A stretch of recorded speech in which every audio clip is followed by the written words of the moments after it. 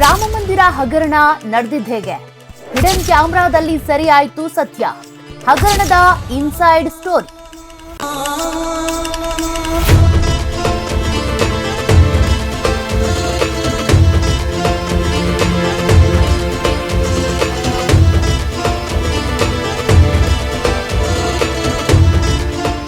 ರಾಮ ಮಂದಿರಕ್ಕೆ ಭಕ್ತರು ಅರ್ಪಿಸಿದ ಕಾಣಿಕೆ, ದೇವರ ಹುಂಡಿಗೆ ಹಾಕಿದ ಹಣ, ಚಿನ್ನ, ಬೆಳ್ಳಿ ಇವೆಲ್ಲವೂ ಸುರಕ್ಷಿತವಾಗಿದ್ದಾವೆ ಅಂತ ಎಲ್ಲರೂ ನಂಬಿದ್ರು. ಆದ್ರೆ ಈಗ ಹೊರ ಬರ್ತಿರುವ ಆರೋಪಗಳು ದೇಶದಾದ್ಯಂತ ಚರ್ಚೆಗೆ ಕಾರಣ ಆಗಿವೆ. ಈ ಪ್ರಕರಣಕ್ಕೆ ಸಂಬಂಧಿಸಿದಂತೆ 8 ಮಂದಿಯನ್ನ ಬಂಧಿಸಲಾಗಿದ್ದು, ಆರೋಪಿಗಳಿಂದ ಸುಮಾರು 79.85 ಲಕ್ಷ ರೂಪಾಯಿ ನಗದು ವಶಪಡಿಸಿಕೊಳ್ಳಲಾಗಿದೆ ಅಂತ ತನಿಖಾಧಿಕಾರಿಗಳು ತಿಳಿಸಿದ್ದಾರೆ. ತನಿಖೆ ಮುಂದುವರಿದಂತೆ ಹಲವು ಆಘಾತಕಾರಿ ಆರೋಪಗಳು ಬೆಳಕಿಗೆ ಬರ್ತಾನೆ ಇವೆ. ಮತ್ತೊಂದು ಕಡೆ ಟ್ರಸ್ಟ್ನ ಪ್ರಧಾನ ಕಾರ್ಯದರ್ಶಿ ಚಂಪತ್ ರಾಯ್ ತಮ್ಮ ಸ್ಥಾನಕ್ಕೆ ರಾಜೀನಾಮೆ ಕೊಟ್ಟಿದ್ದಾರೆ. ಇದರ ನಡುವೆ ಉತ್ತರ ಪ್ರದೇಶದ ಸಿಎಂ ಯೋಗಿ ಆದಿತ್ಯನಾಥ್ ದೇವಸ್ಥಾನಕ್ಕೆ ಭೇಟಿ ನೀಡಿ ಕಿಡಿಕಾರಿದ್ದಾರೆ. ರಾಮ ಭಕ್ತರ ಅಗ್ನಿ ಪರೀಕ್ಷೆ ಬೇಡ, ಕಾಣಿಕೆ ಹಣದಲ್ಲಿ ಅಕ್ರಮ ಎಸಗಿದವರನ್ನ ಬಿಡೋದಿಲ್ಲ, ಪ್ರಕರಣವನ್ನ ರಾಜಕೀಯಗೊಳಿಸುವುದು ಸರಿಯಲ್ಲ ಅಂದಿದ್ದಾರೆ. ಹಾಗಾದ್ರೆ ಈ ಹಗರಣ ನಡೆದಿದ್ದು ಹೇಗೆ? ಬಂಧಿತರು ಯಾವ ರೀತಿಯಾಗಿ ಹಣ ದೋಚ್ತಾ ಇದ್ರು ಅಂತ ಡೀಟೇಲ್ಡ್ ಆಗಿ ನೋಡ್ತಾ ಹೋಗೋಣ ಬನ್ನಿ. ಅದಕ್ಕೂ ಮುನ್ನ ನೀವಿನ್ನು ನಮ್ಮ ಚಾನೆಲ್ ಸಬ್ಸ್ಕ್ರೈಬ್ ಆಗಿಲ್ಲ ಅಂದ್ರೆ ಕೂಡಲೇ ಸಬ್ಸ್ಕ್ರೈಬ್ ಆಗಿ ಬೆಲ್ ಬಟನ್ ಒತ್ತಿ.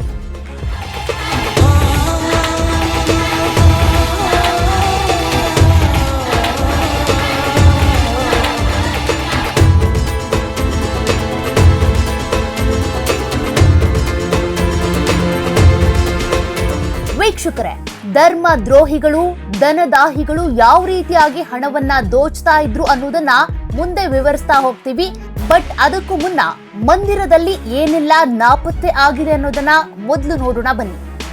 ಸದ್ಯದ ಮಾಹಿತಿ ಪ್ರಕಾರ 1250 ಕೆಜಿ ಚಿನ್ನ, ಬೆಳ್ಳಿ, ಬಾಲರಾಮನ ವಜ್ರದ ವಿಗ್ರಹ ನಾಪತ್ತೆಯಾಗ್ಬಿಟ್ಟಿದೆ. ಬಾಲರಾಮನಿಗೆ ಭಕ್ತರು ನೀಡಿದ ಆಭರಣಗಳ ಕಳ್ಳತನ ಆಗಿದೆ. ದಾನವಾಗಿ ಬಂದಿದ್ದ ಕಿವಿಯೋಲೆ, ಮೂಗುತಿ, ಬಳೆ ಕಾಣಿಯಾಗಿವೆ. ಇಲ್ಲಿ ಇಂಟ್ರೆಸ್ಟಿಂಗ್ ವಿಚಾರ ಏನಂದ್ರೆ, ರಾಮನಿಗೆ ಭಕ್ತರು ಕೊಟ್ಟಂತಹ ಈ ಆಭರಣಗಳಿಗೆ ನಕಲಿ ರಶೀದಿಯನ್ನ ಕೊಟ್ಟಿದ್ದಾರೆ ಅಂತ ತನಿಖೆಯಲ್ಲಿ ಗೊತ್ತಾಗಿದೆ. ಇದಕ್ಕೆ ಪುಷ್ಟಿ ಕೊಡುವ ರೀತಿಯಲ್ಲಿ ಸಿಂಧಿ ಸಮುದಾಯವು ಪ್ರತಿಕ್ರಿಯಿಸಿದ್ದು, ಮಂದಿರಕ್ಕೆ ದೇಣಿಗೆಯಾಗಿ ನೀಡಲಾಗಿದ್ದ 200 ಬೆಳ್ಳಿ ಇಟ್ಟಿಗೆಗಳ ಬಗ್ಗೆ ಯಾವುದೇ ಲೆಕ್ಕಪತ್ರ ಲಭ್ಯವಿಲ್ಲ ಅಂತ ಆರೋಪಿಸಿ, ಇದಲ್ಲದೆ ಲೆಕ್ಕಕ್ಕೆ ಸಿಗದ 200 ಕೋಟಿ ನಗದು ಮಾಯ ಆಗಿದೆ.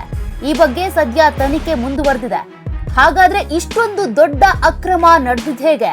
ಆರೋಪಿಗಳು ಯಾವ ತಂತ್ರ ಬಳಸಿದ್ರು? ಅಧಿಕಾರಿಗಳಿಗೆ ಅನುಮಾನ ಬಂದಿದ್ದು ಯಾವಾಗ ಅಂತ ನೋಡೋಣ ಬನ್ನಿ.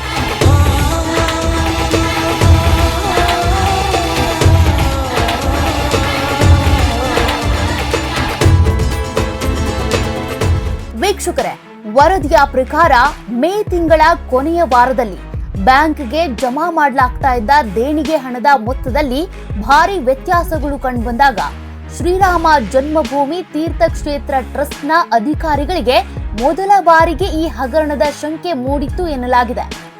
ಬ್ಯಾಂಕ್ ಖಾತೆಯಲ್ಲಿದ್ದ ಹಣದ ವ್ಯತ್ಯಾಸ ಅಧಿಕಾರಿಗಳ ಗಮನಕ್ಕೆ ಬರ್ತಾ ಇದ್ದಂತೆ ಅಧಿಕಾರಿಗಳು ಕೂಡಲೇ ಒಂದು ನಿರ್ಧಾರ ಕೈಗೊಂಡ್ರು. ಹಣ ಎಣಿಸುವ ಕೊಠಡಿಯಲ್ಲಿ ಯಾರಿಗೂ ತಿಳಿಯದಂತೆ ಗುಪ್ತ ಕ್ಯಾಮೆರಾಗಳನ್ನ ಅಳವಡಿಸಲಾಯಿತು. 1 ವಾರದ ದೃಶ್ಯಾವಳಿಗಳನ್ನ ಪರಿಶೀಲಿಸಿದಾಗ ಎಲ್ಲರೂ ಬೆಚ್ಚಿಬಿದ್ದಿದ್ರು. ಯಾಕಂದ್ರೆ ಕೆಲ ಉದ್ಯೋಗಿಗಳು ಉದ್ದೇಶಪೂರ್ವಕವಾಗಿ ಸಿಸಿಟಿವಿಗೆ ಅಡ್ಡವಾಗಿ ನಿಂತ್ರೆ ಇನ್ನೊಬ್ಬರು ನೋಟಿನ ಕಟ್ಟುಗಳಿಂದ ಹಣ ತೆಗೆದು ಬಟ್ಟೆಯೊಳಗೆ ಅಡಗಿಸಿಕೊಳ್ತಿರುವ ದೃಶ್ಯಗಳು ಸರಿಯಾಗಿದ್ವು ಎನ್ನಲಾಗಿದೆ. ಆರೋಪಿಗಳ ಪ್ರಕಾರ ಹಣ ಲೂಟಿ ಮಾಡೋದಕ್ಕೆ ಮತ್ತೊಂದು ತಂತ್ರವನ್ನು ಬಳಸಲಾಗ್ತಾ ಇತ್ತಂತೆ. ಬ್ಯಾಂಕ್ಗೆ ಕಳುಹಿಸುವ ನೋಟಿನ ಕಟ್ಟುಗಳನ್ನ ಸಿದ್ಧಪಡಿಸುವಾಗ ಉದ್ದೇಶಪೂರ್ವಕವಾಗಿ ಹೆಚ್ಚುವರಿ ನೋಟುಗಳನ್ನ ಸೇರಿಸಲಾಗ್ತಿತ್ತು. ಬ್ಯಾಂಕ್ ಸಿಬ್ಬಂದಿ ಕಟ್ಟಿನ ಸಂಖ್ಯೆಯನ್ನ ಮಾತ್ರ ಪರಿಶೀಲಿಸ್ತಾ ಇದ್ರೆ ಅದರೊಳಗಿನ ಪ್ರತಿಯೊಂದು ನೋಟನ್ನ ಎಣಿಸ್ತಾ ಇರಲಿಲ್ಲ. ಇದೇ ಲೋಪವನ್ನ ಬಳಸಿಕೊಂಡು ಮಾರ್ಗ ಮಧ್ಯದಲ್ಲೇ ಹೆಚ್ಚುವರಿ ನೋಟುಗಳನ್ನ ತೆಗೆದುಕೊಳ್ಳಲಾಗ್ತಿತ್ತು. ಇದರಿಂದ ಬ್ಯಾಂಕ್ ರೆಕಾರ್ಡ್ನಲ್ಲಿ ಯಾವುದೇ ವ್ಯತ್ಯಾಸ ಕಾಣಿಸ್ತಿರ್ಲಿಲ್ಲ. ಇಲ್ಲಿ ಮತ್ತೊಂದು ವಿಚಾರ ಏನಂದ್ರೆ, ಹಣ ಎಣಿಸುವ ಪ್ರಕ್ರಿಯೆಯಲ್ಲಿ ಭಾಗಿಯಾಗಿದ್ದ ಎಲ್ಲಾ ಉದ್ಯೋಗಿಗಳನ್ನ ಯಾವುದೇ ಅಧಿಕೃತ ನಿಯಮಾವಳಿಗಳಿಲ್ಲದೆ ಕೇವಲ ವೈಯಕ್ತಿಕ ಸಂಪರ್ಕಗಳು ಅಥವಾ ಶಿಫಾರಸುಗಳ ಆಧಾರದ ಮೇಲೆ ಕೆಲಸಕ್ಕೆ ನೇಮಿಸಿಕೊಳ್ಳಲಾಗಿತ್ತು ಎಂಬುದು ಬೆಳಕಿಗೆ ಬಂದಿದೆ. ಈಗ ರಾಜೀನಾಮೆ ನೀಡಿರುವ ಟ್ರಸ್ಟ್ನ ಪ್ರಧಾನ ಕಾರ್ಯದರ್ಶಿ ಚಂಪತ್ ರಾಯ್ ಅವರ ಕಾರು ಚಾಲಕನಾಗಿದ್ದ ಟಿನ್ನು ಯಾದವ್ ಈ ವಿಭಾಗದಲ್ಲಿ ಮೇಲ್ವಿಚಾರಕನಾಗಿ ಕೆಲಸ ಮಾಡ್ತಿದ್ದ. ಆತ ತನ್ನ ಸೋದರ ಸಂಬಂಧಿ ಮನೀಶ್ ಯಾದವ್ನನ್ನ ಹಣ ಎಣಿಸುವ ತಂಡಕ್ಕೆ ಸೇರಿಸಿದ್ದ.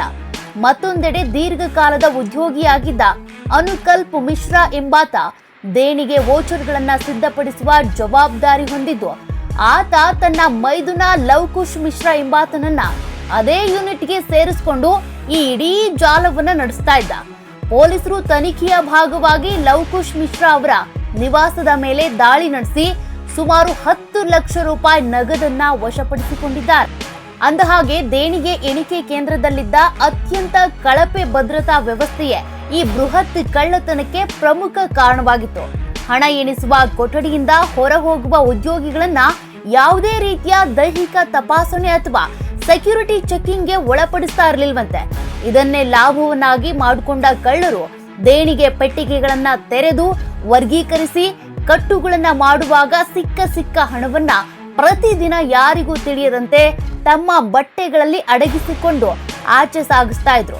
ಅಷ್ಟೇ ಅಲ್ಲದೆ ತನಿಖಾಧಿಕಾರಿಗಳು ಮತ್ತೊಬ್ಬ ಆರೋಪಿ ಅವಿನಾಶ್ ಪಾಂಡ್ಯ ಸಿಸಿಟಿವಿ ದೃಶ್ಯಾವಳಿಗಳನ್ನ ಪರಿಶೀಲಿಸಿದ್ದು, ಕಳ್ಳತನ ನಡೆದ ದಿನಾಂಕಗಳು ಮತ್ತು ದೇವಸ್ಥಾನದ ಹಣ ಬ್ಯಾಂಕ್ಗೆ ಜಮಾ ಆದ ದಿನಾಂಕಗಳನ್ನ ಹೋಲಿಕೆ ಮಾಡಿ ನೋಡಿದ್ದಾರೆ.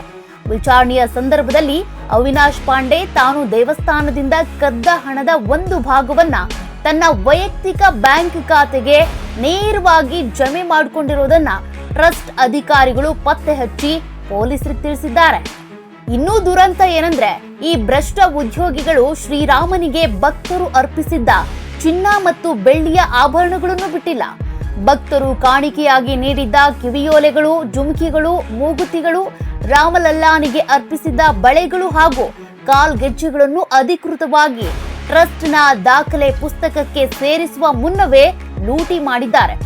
ದೇಣಿಗೆ ಪೆಟ್ಟಿಗೆಯಿಂದ ಆಭರಣಗಳನ್ನ ತೆಗೆದು ರಶೀದಿ ಪುಸ್ತಕದಲ್ಲಿ ದಾಖಲಿಸುವ ಮುನ್ನವೇ ಅವುಗಳನ್ನ ಮಾಯ ಮಾಡಲಾಗ್ತಿತ್ತು. ವರದಿಯ ಪ್ರಕಾರ ರಾಮ್ ಶಂಕರ್ ಯಾದವ್ ಮತ್ತು ಸುಭಾಷ್ ಚಂದ್ರ ಎಂಬುವವರಿಗೆ ದೇಣಿಗೆ ಪೆಟ್ಟಿಗೆಗಳನ್ನ ತೆರೆಯುವ ಮತ್ತು ಅವುಗಳ ಒಳಗಿನ ವಸ್ತುಗಳನ್ನ ಎಣಿಸುವ ಕೊಠಡಿಗೆ ನಿರಂತರ ಪ್ರವೇಶವಿತ್ತು. ಇವರೇ ಈ ಕೃತ್ಯದ ಹಿಂದಿದ್ದಾರೆ ಅಂತ ಶಂಕಿಸಲಾಗಿದ್ದು, ಸದ್ಯ ಪ್ರಕರಣದ ತನಿಖೆ ಮುಂದುವರೆದಿದೆ. ಇನ್ನು ಎಷ್ಟು ಹಣ ದುರುಪಯೋಗ ಆಗಿದೆ, ಕಾಣೆ ಆಗಿದೆ ಎನ್ನಲಾಗ್ತಾ ಇರುವ ಚಿನ್ನ, ಬೆಳ್ಳಿ ಮತ್ತು ಆಭರಣಗಳ ನಿಖರ ಲೆಕ್ಕ ಏನು? ಈ ಆರೋಪಗಳಿಗೆ ಅಂತಿಮ ಉತ್ತರ ತನಿಖೆಯ ಬಳಿಕವೇ ಸಿಗಲಿದೆ. ಈ ಪ್ರಕರಣದ ಮುಂದಿನ ಬೆಳವಣಿಗೆಗಳ ಮೇಲೆ ಎಲ್ಲರ ಗಮನ ನೆಟ್ಟಿದೆ. ಇಂತಹ ಮತ್ತಷ್ಟು ಕಂಟೆಂಟ್ಗಳಿಗಾಗಿ ನೋಡ್ತಾ ಇರಿ ನ್ಯೂಸ್ ತಂದು ಯೂಟ್ಯೂಬ್ ಚಾನಲ್. ಸಬ್ಸ್ಕ್ರೈಬ್ ಆಗಿ ಬೆಲ್ ಬಟನ್ ಒತ್ತಿ.